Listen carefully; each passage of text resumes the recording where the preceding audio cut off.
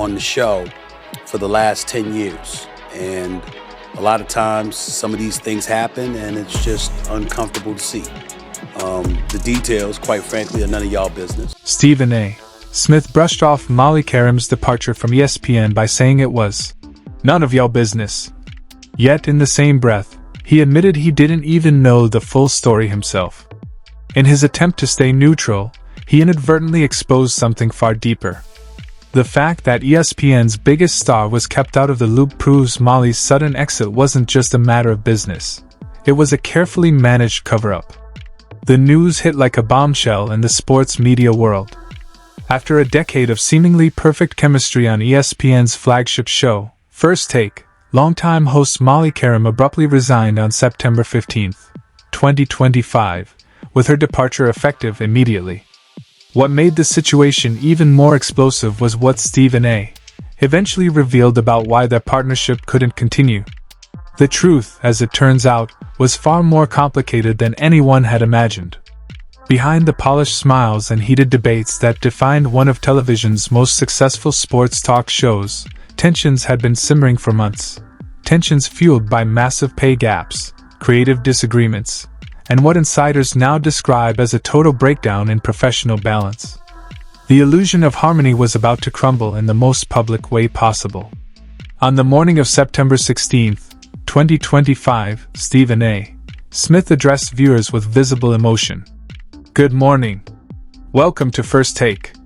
Normally, our friend Molly Qerim would greet you. However, Molly announced last night she will be departing ESPN. She's hosted First Take for 10 years and elevated the show with her grace, her expertise, and incomparable kindness.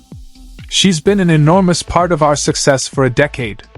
His words seemed heartfelt and genuine on the surface. His tone was heavy with sincerity, as he acknowledged the sudden loss of his colleague and friend. But later that same day, on his SiriusXM radio show, Smith would paint a very different picture, one filled with confusion, frustration, and quiet hints that something bigger had been brewing behind the scenes. The timeline of events helps reveal just how shocking the departure really was. Less than 24 hours before her resignation, on September 15, 2025, Molly Qerim appeared on First Take as usual, showing no outward signs that anything was wrong. But that very afternoon, Sports Business Journal broke the story that she had declined a contract extension and would be leaving ESPN at the end of the year. The leak sent shockwaves through the network. "Not only did she keep me and many others in line, she did it with dignity, class, and kindness," Stephen A. added during his on-air farewell. "We'll miss her and wish her every blessing in her future. I'm personally grateful for her friendship, and I'll miss spending every weekday morning with her right by my side."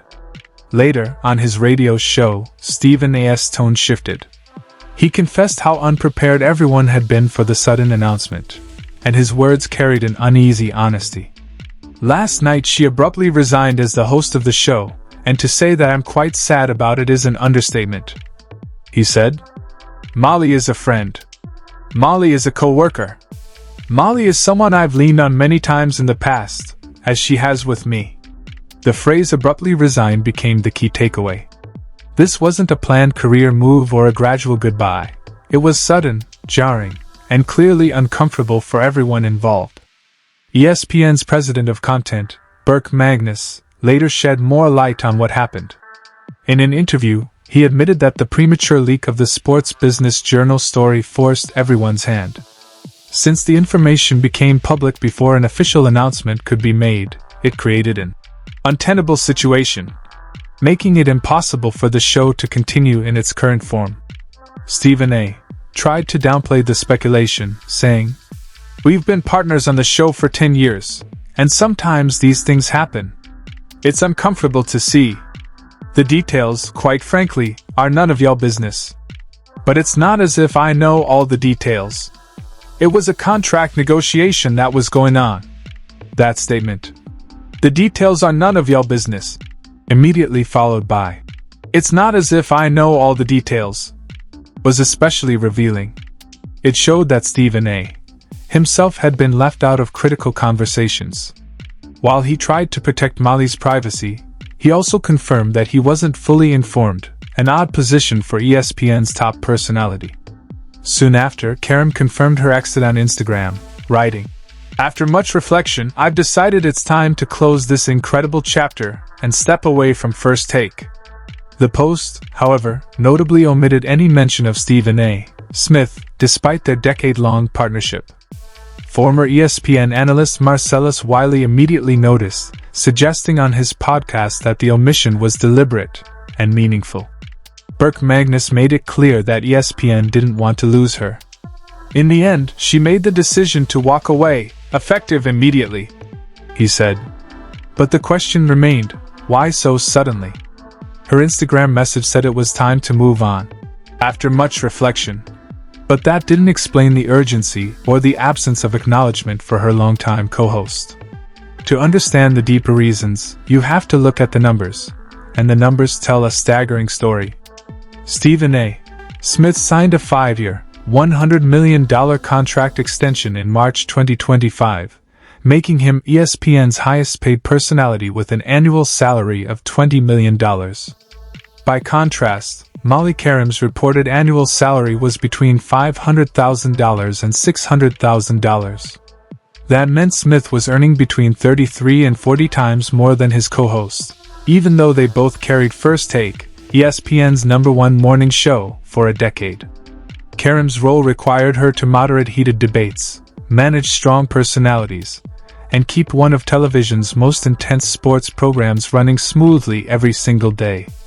Yet her pay wasn't even close to what her male colleagues earned. The disparity looked even worse when compared to other ESPN talent. Kirk Herbstreit made around $18 million annually. Mike Greenberg, host of Get Up, earned $6.5 million. Even the co-hosts of Pardon the Interruption took home about $6 million each. Every one of these men was paid at least 10 times more than Molly Qerim. And the issue became even harder to ignore when considering ESPN's treatment of its other female stars.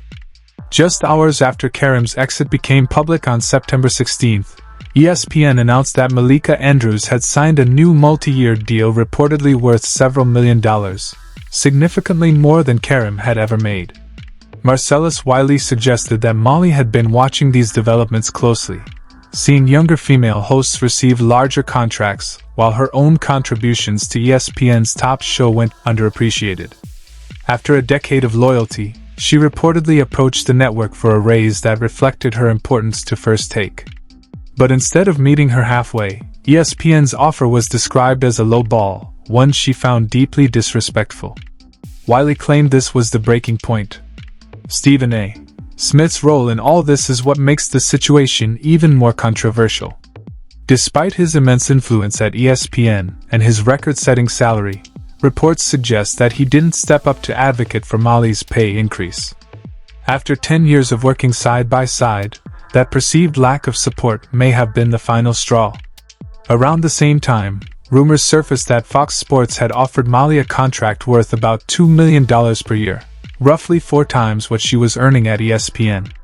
If true, it showed that rival networks recognized her value in ways ESPN refused to. Their on-air chemistry had always fueled speculation, often blurring the lines between professionalism and personal warmth. Playful moments like when Stephen A. joked, "It's not Hollywood, it's Mollywood, we in Mollywood now," became fan favorites, but they also added to ongoing curiosity about the nature of their relationship.